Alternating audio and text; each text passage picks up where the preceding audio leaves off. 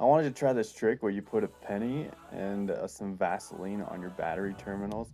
The penny is so the corrosion eats away at the penny instead of the actual terminals. And then this Vaseline will hopefully block all of it as well and just give it a good coat. You could use other ones, but 3 months later.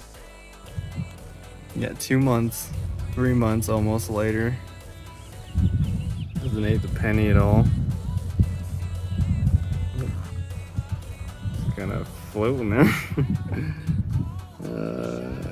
It's kind of eating the bottom of this, but the Vaseline's doing really good. There's no corrosion on there or on this. That was there before. So the Vaseline works pretty good. It's just a penny if it works over years and years.